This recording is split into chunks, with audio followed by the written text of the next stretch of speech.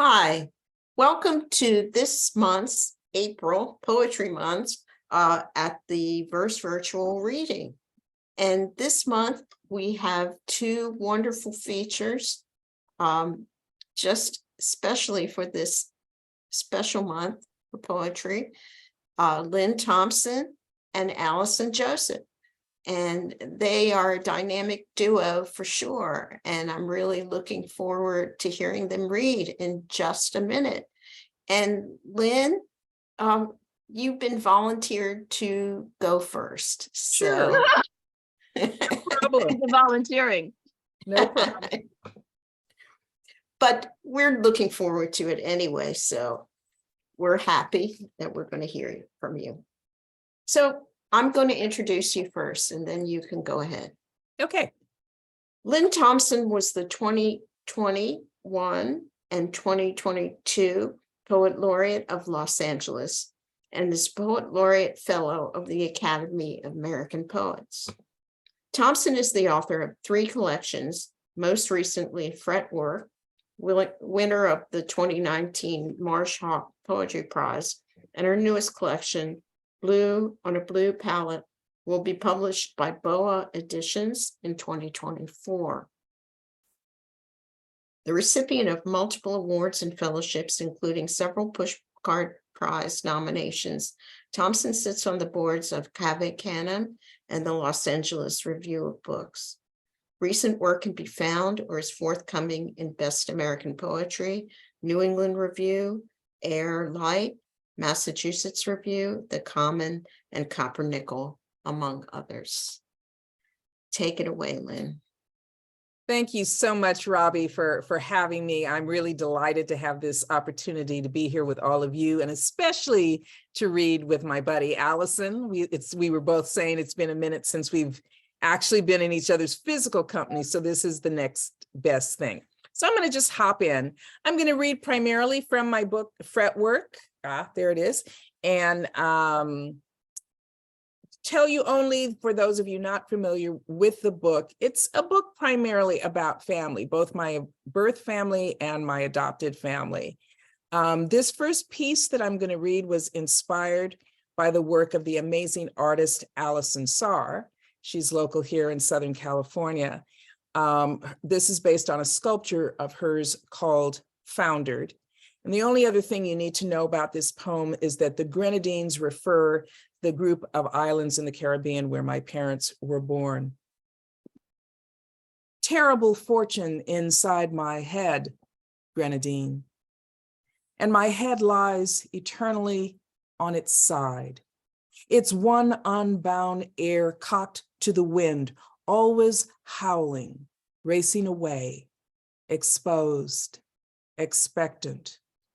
And though my head is made of glass, nothing could be less clear, caked with the dark world's detritus, bone, tissue, links of chain, centuries. And if my head is made of glass, it could not be more clear cut.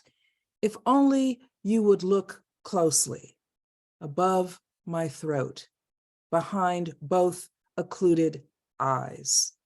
And if you look, you'll see the ship, its masts time-worn, ragged, roots unremembered. Could it be the unnamed slaver that ran aground at spring? And though my ancestors cannot tell me if its provenance, its terrible fortune, is false or true, the ship moans, unmoored, for all that's been lost. My head sideways to history, my free ear tintinnabulating old miseries of a terror that scored the walls of Elmina Castle and all the tortured shrieking within. This next piece is about my dad. Thank you. And it's a high bun. Some of you may be familiar with that. So you have blocks of a prose poem, and they're interspersed with short haiku. The second and third portions of this poem are in the voice of my father. Genesis. 1. On 27 March 1899, Dora rose from her pallet, came to squat, and my father flopped out like a fish. 1 month later, American Negroes fasted in protest of the lynch laws, but Daddy, born to got nothing in a British colony, took off nonetheless, and despite everything. All gurgle and shit, a wheel turning, his eyes fixed, history nascent. 2. I left that floating hotel, the Van Dyke, to arrive via Barbados on the Isle of Tears, June 1923, and I didn't care what. We'd heard the news back home about a Black man, Sam Hose, lynched for killing his Georgia white employer. Hose was burned alive, knuckles put up for sale, and that'll teach him at the local grocer's. But I came anyway. The journey of not knowing isn't bitter or a sweet seed, just chance. I came for 4 years to earn money teaching grammar and numerals the way I taught grammar and numerals to youngsters back home, knowing few Black boys in the States were allowed to attend school, not knowing if any school would hire me. The twins, color and cry, steal each other's breath, yet they grow under heaven. I came despite the rebellions, the Robert Charles riots 1900, 28 dead, the Wilmington insurrection, no official death count, Springfield 1908, Houston 1917, District of Columbia 1919, and all the unnamed revolutions every year since and in between. Time is a magician, sleight of hand, and a white mask, Black fingers, unbound. 3. When I said, I will come back, Dora shook her head and sobbed. I came anyway. And every time I read something for my dad, I think I have to read something for my mom, who would, haunt me mercilessly if I didn't say something about her. This is bout for Jack and a West Indian immigrant. The year Mother arrived on Ellis Island, the heavyweight fighter Jack Johnson began serving a 1-year sentence in Leavenworth for violating the Mann Act. But everybody knew Jack was doing time for loving a whole lot of white women, and each and every one of them every which way. Mother, fresh from hibiscus and the Caribbean Sea, knew nothing of it, didn't know that some who thought, if you're light, well, all right, would look at her and wonder, is she a white girl? I never asked about color when I could have, never thought of the past as prologue, because in the civil rights free sex 60s, Black was a beauty. And I didn't want to think about the pale man who had bedded my granny, that my own mother was gray pearl, chipped tooth, the other white meat.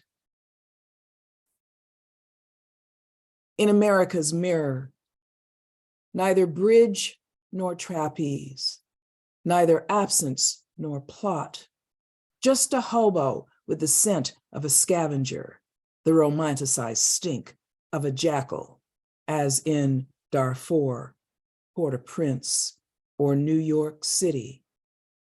Bullet-riddled skull there, neat cough, helix, calcium, but neither tundra nor cobblestone, neither sharecropper nor fireworks nor pillar, just a callous brunette gerrymandering the night. Flotsam, labyrinth, unkempt ambition, ashes on the shallow moon, a little too dangerous, a little thistle, all longitude and moonshine, but neither smoke nor spinet, neither blue stem nor stammer in the white mayhem.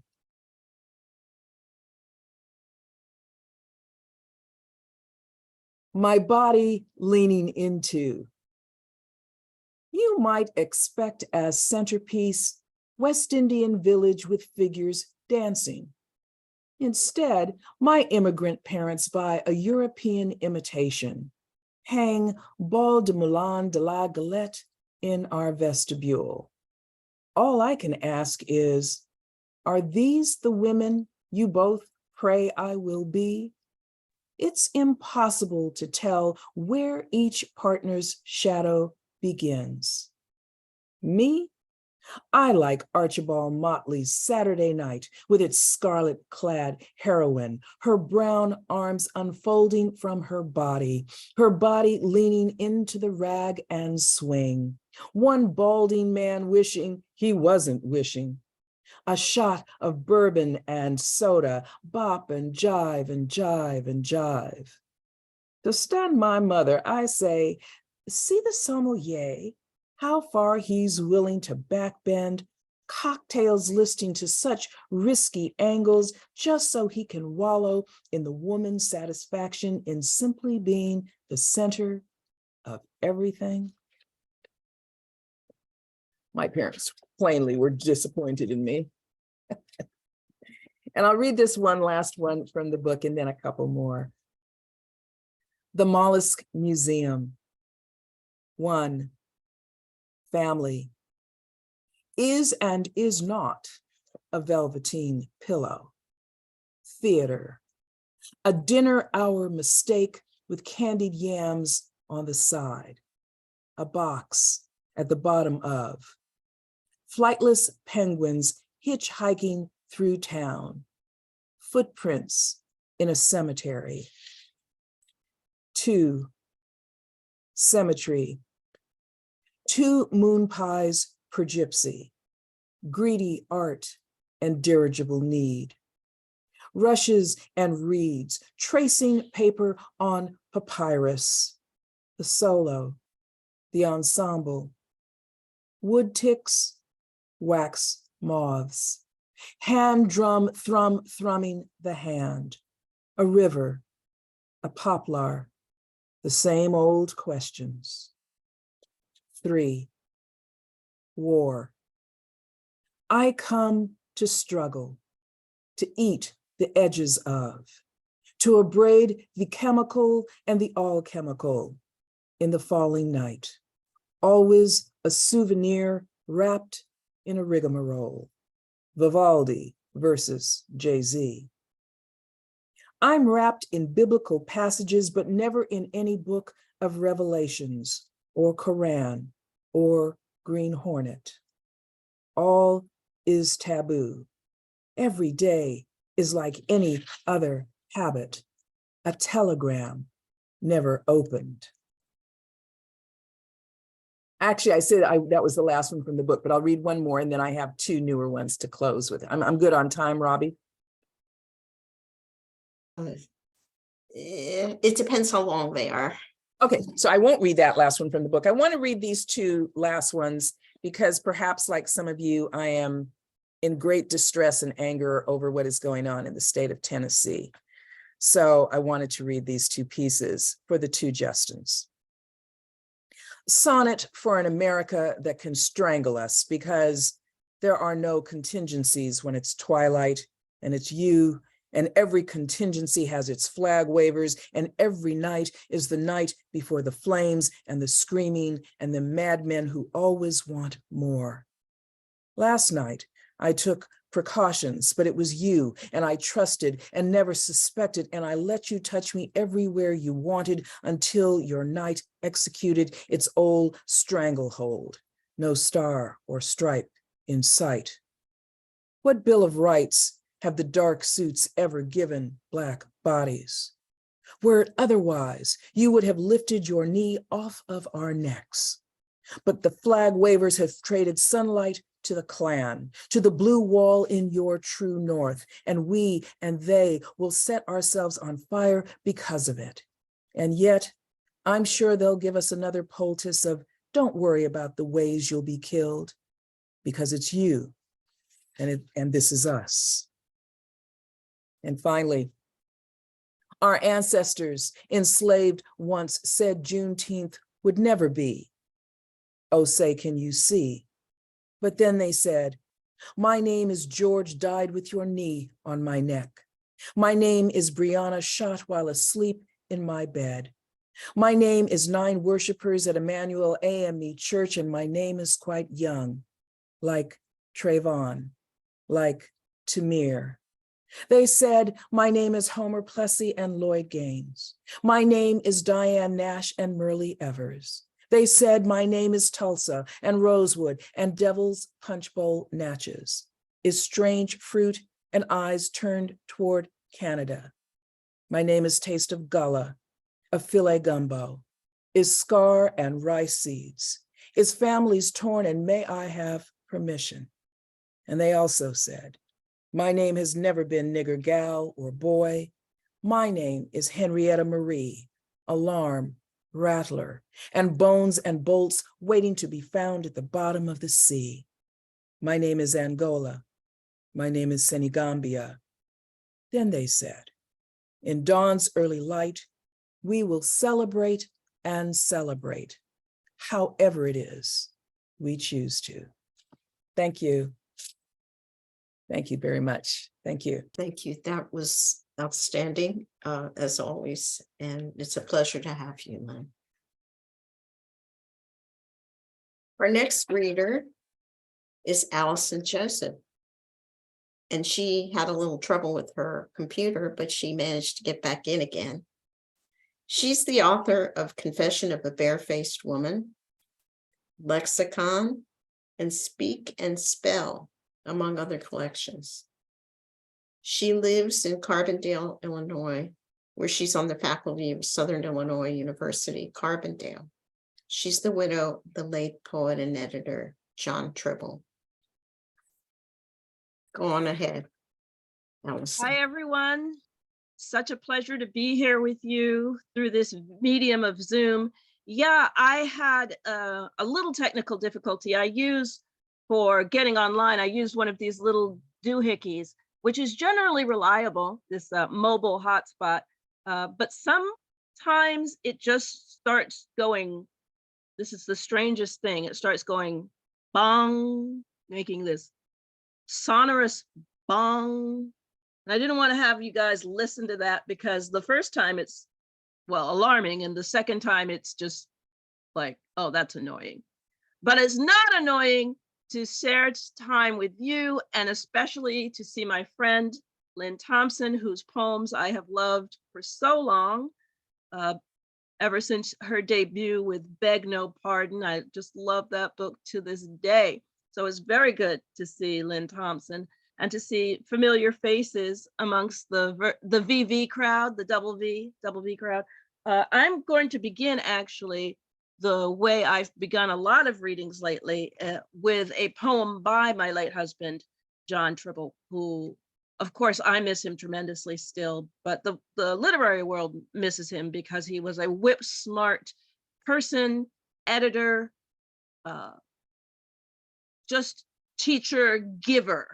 And as I was looking through his work to decide on a poem to read to you today, I thought this one would be, particularly since we are entering or in the season of renewal and spring and Easter and Passover and all these things with the world coming alive again.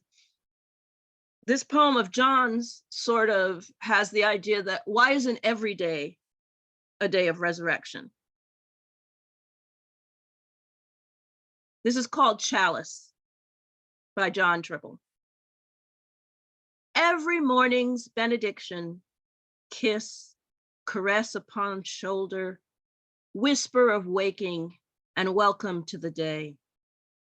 We file away the armored faces, brush off our iron burdens in the goblet of this communion, our bodies, our blood, our host of affections and tears, the lonely fountains of our redeeming hours, where we store up enough embraces in the strength of arms, tender smiles beneath tired masks. Sensual rapture, sufficiently holy to take, eat. This, our sacrifice and celebration. Take, drink. This, our bond and resurrection in life, love, honor, and affirmation of being. I read this book and John passed away before the pandemic hit us, but I'm like, how the heck did you know about tired masks, man? You know, were you a freaking prophet? I read the poems and I just see so many echoes of things that he couldn't have possibly have known about, but just keep. And I guess that's the trick to poetry, that it echoes in unexpected ways the older we all become. And speaking of being old, this poem is all about welcome to adulthood. You know, I have students who say things like, I just can't adult today, you know, using it as a verb. And I'm like, oh, child, if only you knew, if only you knew. And I love that Johnny Mathis song, Chances Are. I once saw him in an airport and was shocked. You know, it's this tiny little man. Chances are, an update. Chances are, the mortgage hasn't been paid. Chances are, the spot your doctor found in your left breast will be bigger by the time you see the specialist he recommends. Chances are, the boy who took your daughter out has a knife in his back pocket, another girl's skin under his nails. Chances are, the flutter in your husband's chest that he shrugs off as nothing is actually something, half his capacity for speech gone by the time the ambulance arrives. Chances are, the neighbor who grows the brightest roses you ever saw is watching when you shower and rinse your slopes and curves, flesh both hotter and softer in the steam. Chances are, you'll never realize it.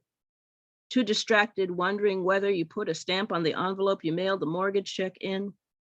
Too worried wondering about that spot your doctor says is probably nothing.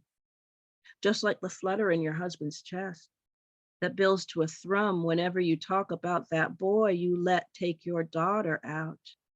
His mouth on her face, his hands on her wrists. Yeah, life is fun, isn't it? Life is terrifying.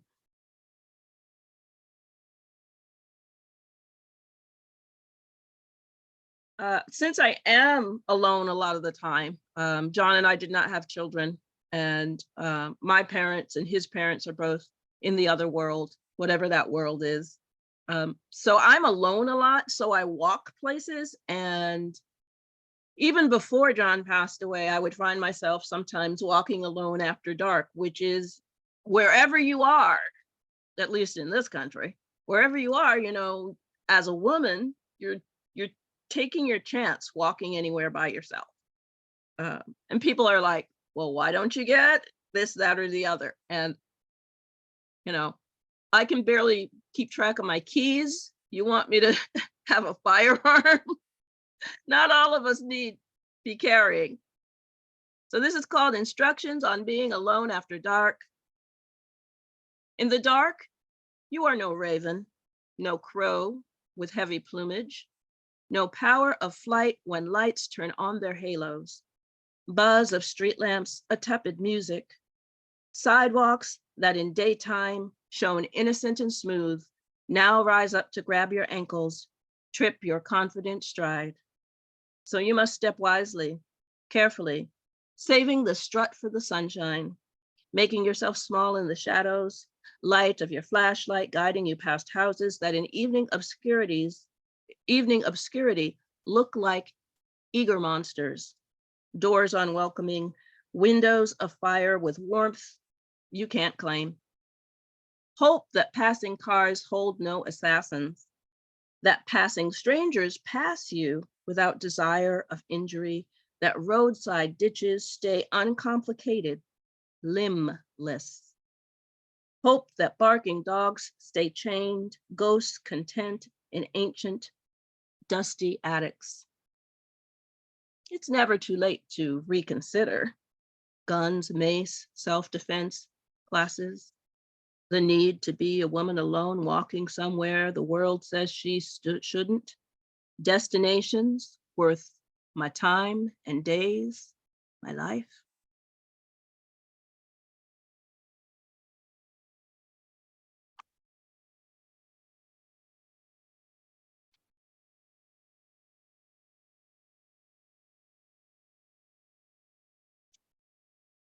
So in conversation with Lynne's poem, when you're an African-American poet, whether you are Afro-Caribbean like we are, African as in direct descendants, you know, a Nigerian American poet, for example, you know, we're all tasked often with writing poems that speak to racial issues. And this is a difficult thing to do, but it's something that I personally find I need to do for my own psyche, sanity, and I need to be part of the conversation that's shaping these issues. So if you write a poem that responds to racialized violence, you're automatically part of a conversation. And some of us are having conversations with Langston Hughes. Some of us are having conversations, even though she's not a poet, some of us are having conversations with Toni Morrison all the time, you know. And this poem is in conversation with Paul Laurence Dunbar, who gave me one of my touchstone poems. You have, I think as a poet, you have your touchstone poets and your touchstone poems. And his poem, We Wear the Mask. We wear the mask that grins and lies, is the first line. That poem, I teach it a lot. It's one of the few examples of the rondeau form that I can give my students that they'll like get right away. So I've been in conversation with this poem for a long time. And whenever more racialized acts of violence happen to Black and brown people, I remember Paul Laurence Dunbar's poem, which basically says, in order to survive, you have to put on a mask and conceal your true identity, which is a theme throughout African-American literature, you know, Passing by Nella Larson. So this poem has the same form. It's a rondeau, just like Paul Laurence Dunbar's We Wear the Mask, but I'm not really updating it. It's more of an addendum. It's called Compliance. We wore the mask, but we are broken still. Broken bodies, drained of joy and skill. The evidence denied, argued away. The violence enacted, on display for anyone to share or like, for thrills. So many broken bodies stripped of will. So many useless arguments until another incident, then more replays. We wore the mask, tried to comply with rules, and still were spilled, our blood a simple fetish. Those who kill will kill again, no matter how we pray, no matter how we issue our dismay. The lust for blood is sport. To die is play. We wore the mask.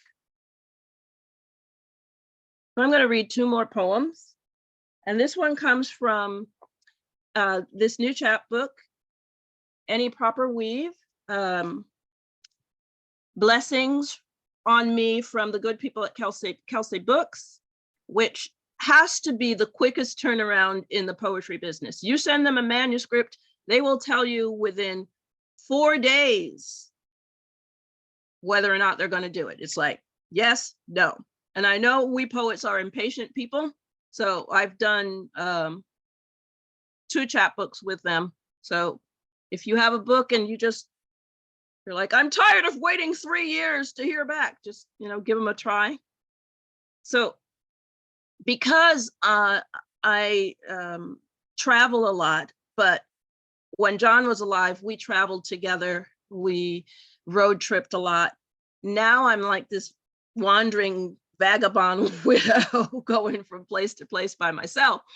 So I end up waiting a lot. And that publisher is Kelsey Books. Karen Kelsey Davies is the publisher, and she's got a whole, she's not doing it by herself anymore. Well, I think when she first started, it was like just her, but now she's got more people. And if you look at the list of books published, you'll probably recognize, well, yeah, Robbie, you probably recognize many people on the list, on their list. Okay, so this is a poem about waiting and being a woman waiting. That's what it's called. I'm waiting in the airport for the hour of redemption, heavy baggage for the journey waiting me at the wrist. I'm waiting in the train station for a minute of consolation, watching arrivals and departures with a tattered schedule. I'm waiting in the supermarket for a fraction of compassion, briefest eye contact exchanged for my change. I'm waiting in the hospital for a sliver of insight, all those numbers on my chart, some headache I can't read. I'm waiting in the bus depot for a diagram of empathy, some chart of all the routes to make a clean escape. I'm waiting in the alleyway for a gram of grace, some bit of exultation to keep me from my own throat. I'm waiting in the settlement for a flask of fantasy, some deep drought I cannot help choke down. I'm waiting in the bathroom for an inch of lucidity, some scrap of rest unknown to any mirror. I'm waiting in the orchard for a jigger of gratitude, some split of land unfettered by the bruises of weather. I'm waiting in the graveyard for a flash, a siren, a signal, for confirmation this world is more than anticipation, more than this morning, collapsing and unraveling, never adding up to any proper weave. I need to show you the critter that's on the cover, this moth. He was hanging out at the liquor store during the pandemic because if you remember, during the teeth of the pandemic, there were only a couple places you could go, and the liquor store was one of them. And I saw him hanging out and I said, "You're beautiful." And I took a picture of him, so that's where the cover. So I'm going to read one final poem, and it comes from Lexicon, which is my latest full-length collection by the wonderful folks at Red Hen. They have been really good to me, and I'm so glad to be part of all these various poetic families that are connected to presses or universities or magazines or reading groups or online events. So thank you again for having me. This is a poem called Ode to My Stomach. I recently made my menopausal transition, and like the day after, zoom, all of a sudden you get a stomach. The rest of you can be, pretty much the same, but with a lot of us ladies, you just sort of, an extra 5 pounds just went. And this shocked me because I had all through my perimenopausal period, I didn't gain weight. I was my active self. But as soon as it happened, boom. So I'm going to read a poem called Ode to My Stomach. There is a whole genre of people writing stomach poems. So I wanted to join in the fun. Ode to my stomach. My, you are persistent. No matter the diet, the exercise, sit-ups, knee lifts, you still carry this flesh I am supposed to dislike, to whittle away until the muscles there lie flat and sculpted, six-pack, hard enough to take a punch. When I close my jeans, the little metal button imprints itself on you, trying to rein you in. make you stay within boundaries of denim and stitching. You could grow and grow until you hang down past my knees, and I would have to gather you in my hands, shove you back in place. You want to be wide, to spread, to rise like yeasty bread I cannot resist. You make me unpretty to others. You make me glad when I curl into myself to sleep, a soft swelling, warm in my hands as a baby, the baby that would make this stomach even wider, even less pretty. My tummy, my fat, my excess, I stroke lotion over you, skin under my fingertips, flesh under my fingertips. You might outlive me, belly in the afterlife, bulge in the beyond. Thank you so much.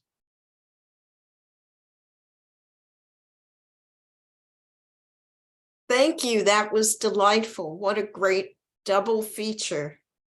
It's a pleasure to have you. And yeah, we're a little short on at least one person who signed up did not show today, unless Dick Westheimer snuck in while I was not looking. I don't think so. So I have a few spots left, and I've been I invited Joan Bauer. Do you want to read? No. Or Ron Bremner. I'm not hearing from you. One person did say yes. So we're going to start with Ed Ahern. And it's 2 poems or 5 minutes, whichever comes first. Thank you. Is it okay to share a screen? Yeah, let me facilitate that. There you go. Okay. I write maybe one metrical poem in every 50, so this is a metrical poem, for which my apologies, I guess. It's called Visitations. My son arrived just now, his son in tow. Our meetings are too few to keep abreast of how our lives have shifted tone and flow, and how we had to change as we were stressed. The love still shared was born with traits now foe, yet it abides in changeling sympathy. Our differences are gulches set below the bridging skeins of trust and empathy. For there's no judgment shown by we who know we cannot let the facts malform the true. Its basking warmth enabling us to glow in spite of lives that wandered off askew. Happens to be true. The second one is not so serious, and I tend to write about every third poem not terribly serious. This is called Octogenarian. At 80, my doctors and I play Russian roulette. It's a 5-shot revolver, primary, eyes, heart, digestive, skin. And skin really can't get loaded unless I develop leprosy. 3 or 4 times a year, I hear the firing pin click on a charge of empty news. Everything looks good. You still don't need glasses. Your heart's in good shape. But I'm slower and stiffer, more forgetful, hard of hearing, weaker and sleepier. Maybe it's not Russian roulette. Maybe it's just demise by 1,000 little cuts.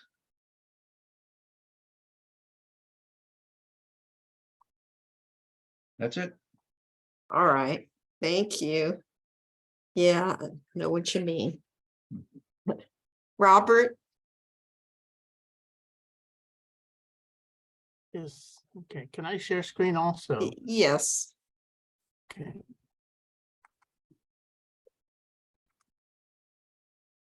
Okay, we'll get the right one up here. All right.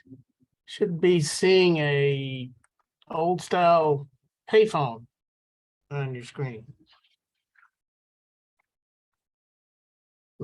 This is, I'm doing a series of ekphrastic pieces to photographs by the Pittsburgh poet and photographer Jason Baldinger.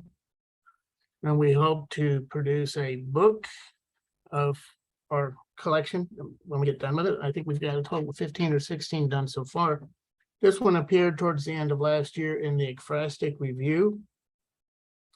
Jason just titles his photographs after the place he took them. This was taken in Walkersville, West Virginia. And the poem is titled The Hang Up. Big surprise there. They hear it in Ohio, Pennsylvania, the cotton fields of the Llano Estacado, the gator lands of South Florida, the bottom of Crater Lake, tsunami warning siren across the Pacific, 3 mountains in the Hindu Kush implode. Blood stains your connection to civilization. You didn't know Bakelite could cut so deep. It's 1983 and she's told you don't call her again, no matter if you're lost in the woods in Hicksville or wherever, falling off a cliff, excuse me. Sinking in quicksand, goodbye, good riddance, good God. Hasn't she had enough, haven't you?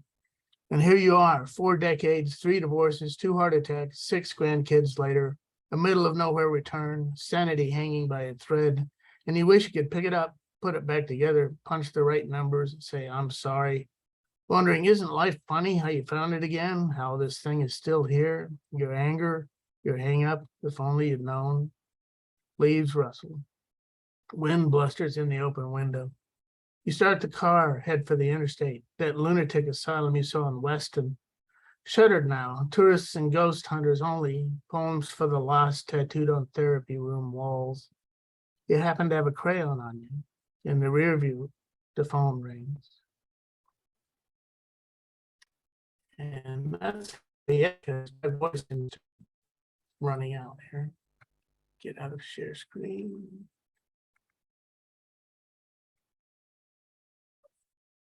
On there. Not share, there we go. Okay, thank you.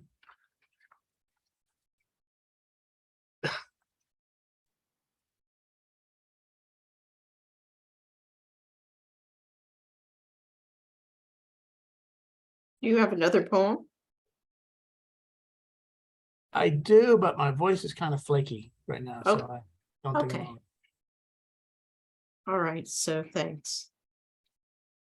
We'll move on to the next person then. Kenneth Weene. Hi. Thanks for having me today. Great poetry today. Love both features. I'm going to read a couple from the second part of my collection, Coursing, which came out a couple months ago. Second part is called Listen to the Bullfrog Sing. The first poem is Off to the Market. My wife wants raspberry jello and asparagus. I wonder if, despite our ages, she is pregnant. Last time it was saltines and tomato juice, always in the middle of the night, at the same time when later our daughter would cry, waking me from fitful dreams of the rock walls behind my childhood home in Maine, the ones my father insisted we keep in repair, even though entropy makes a better landscape for poets and dreamers. Among the coppice brambles, we picked berries for muffins and pies for my mother to cool on the kitchen sill, while she watched robins nest in the apple tree, withered by age beyond fruit. Still, who knows what miracles can come from love.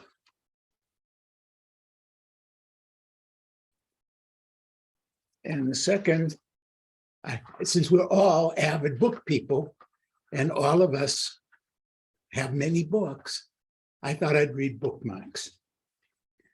I used to collect bookmarks, not on purpose, just tucked, one per book, forgotten unless by chance I picked a volume up to read again and found it there, a little gem of memories, holding thoughts I'd once let go.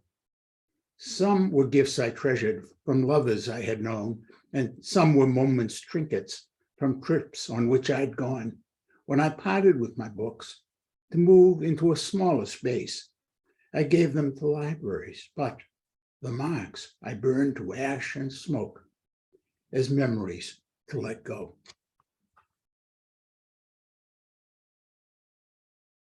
Thank you. Thanks.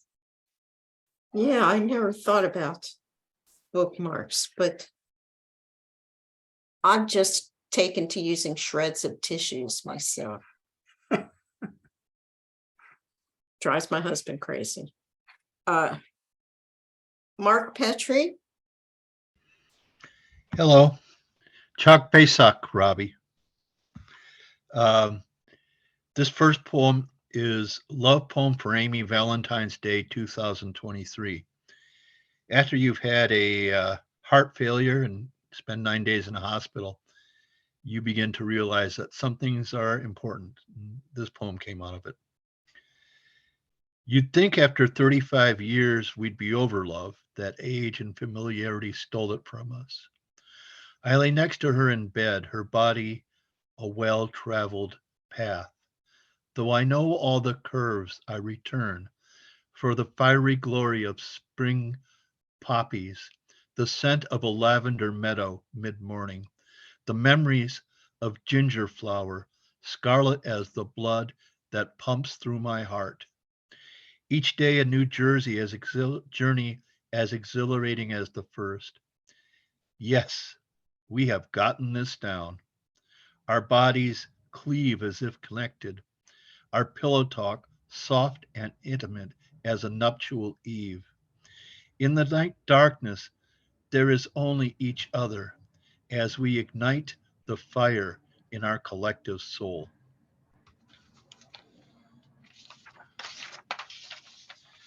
And this poem is ekphrastic. It's on a painting by Obata, which has a single smoke coming out of an ashtray. It's called Smoke Rises. He painted this at an internment camp.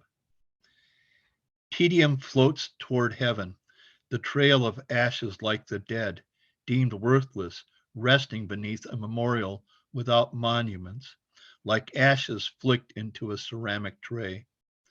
But the fire burns like the glowing end of a cigarette beneath the ashes, as the interns contemplate barbed wire walls, dark as the souls of the men who erected them. The gray smoke of the cigarette curls skyward, like the voices of children playing in the afternoon behind the barracks. A holy trail of collective breath, simple as a nightmare, in the reality of a vast desert, wet sleeves of grief forever staining the American dream. Thank you. thanks, Marc. Jim, I write a lot of poetry that's not happy, humorous. So today I decided to not read any of that and read you a couple of things that I thought were more interesting and certainly more uplifting. So let's start with Wallowing in the Obvious. Are you reading that paper, he asks, indicating the one I'm sitting on. Yes, I answer without smiling, as I stand, turn the page, sit back down. Oh, are you here? She blurts out on entering the room I currently occupy. No, I say ruefully, I am still only a figment of your adolescent desire. Did you take this picture? He wonders aloud, ignoring the copyright signature in the corner. Actually, it took me, is my reply, and I am taken by it again and again. You wrote these poems? She queries, looking at the author photo on the book, then up at me. I've been waiting for this one. Not really, I say. Everyone knows the poems write themselves. Do you still love me? My wife asks.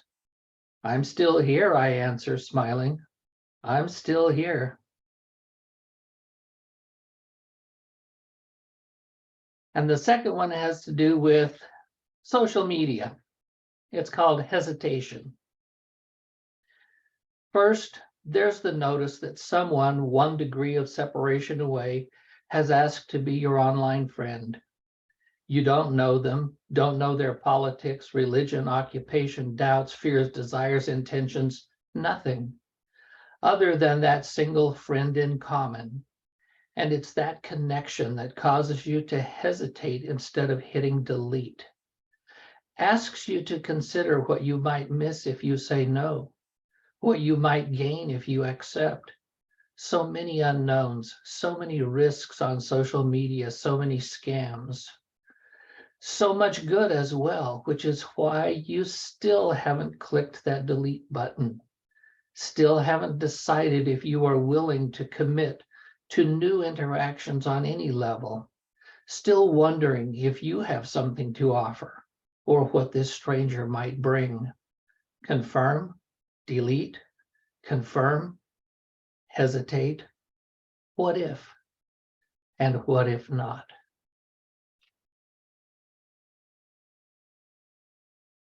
Thank you so much. It's this has been a wonderful reading, as they all are. But it was particularly delightful for Poetry Month to have you. And I would like to read a poem, but I don't want to read it on the recording. So I'm going to turn the recording off because it's not published. All right.